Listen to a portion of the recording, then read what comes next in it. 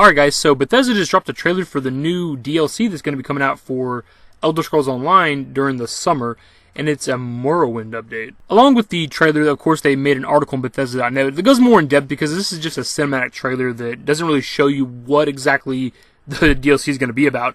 But it comes out June 6th for all platforms, PC, Mac, PS4, Xbox One.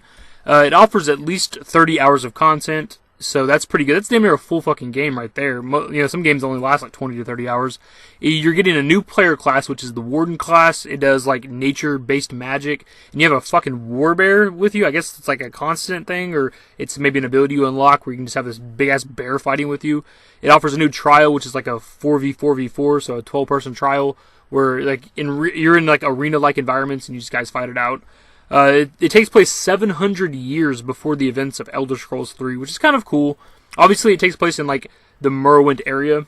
It takes place on Vardenfell. I think that's how you pronounce that. I haven't played Morrowind. Also, there's no voice dialogue for Elder Scrolls 3, so some pronunciations people don't really know, I guess. Also forgot to mention that this new player class that they're introducing, the Warden, is the first new player class since the game released. Like, this is the very first one. So hopefully, I'd assume that since it's the first one they've ever released after the original release of the game, that it's probably going to be pretty damn good.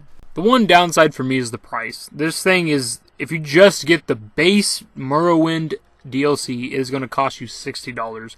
And that is the price of a full brand new game. Again, it's the biggest landmass they've ever made for a DLC for Elder Scrolls Online. It offers 30 hours of content. You get a new character they've never had before, a new trial, and a whole new area to explore. Which is good. I mean, those are all things that would equate to a brand new game, really. 30 hours of content for sure. So I guess it's not terribly bad, but I don't know, man. $60 for a DLC. And there's other versions. There's Standard Edition, Upgraded Edition, Digital Collector's Edition, and then the Collector's Edition. Those different versions will offer like additional content. Also, if you pre-order, you get the Discovery Pack, which offers all of this content right here, which is kind of cool, I guess. Pre-order bonuses and pre-ordering is kind of sketchy. There's like, the gaming community's half split on that. Like, some people like pre-order bonuses, some people don't. I don't see the problem with it. I mean, if you're comfortable paying the price ahead of time, I mean, that means you can just walk in the store and get the game. Or if you buy it digitally, of course, you'll get the game instantly. I like the idea of it, though, because Morrowind is like a lot of people's favorite of the Elder Scrolls series. So it's kind of cool to bring it back to some degree. A lot of people want a remaster, which I'm all for. It's not I never played it, so I'd like to play it again, but I don't own an original Xbox or the game, so I can't play it. So remaster would be great, but this is kind of cool. This will hopefully draw in more people to Elder Scrolls Online. I know it's like a meme to hate on Elder Scrolls Online, but it's really not that bad. I'm not somebody who's super into MMOs, and this is more of like a casual MMO. There's not as much micromanaging as there is with other ones, and I like it. I don't know, it's a fun game to me. It was worth it. It's super cheap. It's like $30 or something if you want to get just Elder Scrolls Online. So it's a really cheap game. It offers a shit ton of content if you don't even buy the DLC.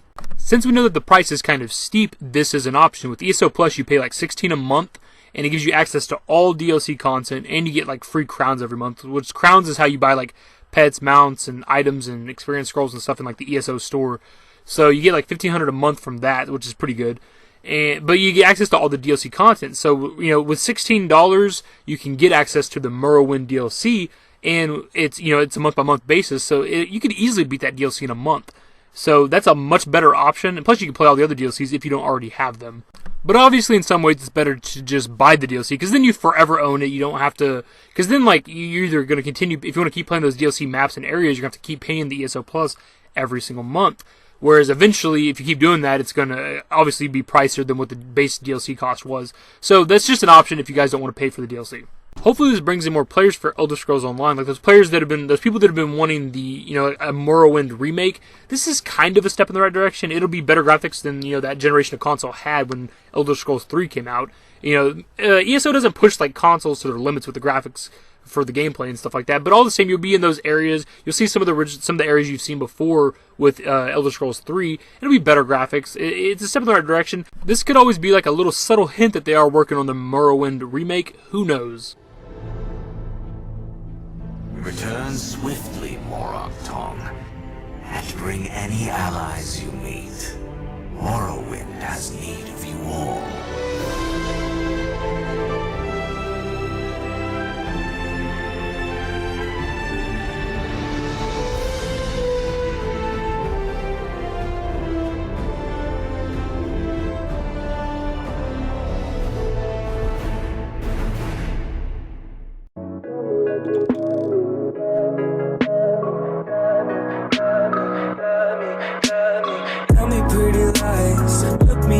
face.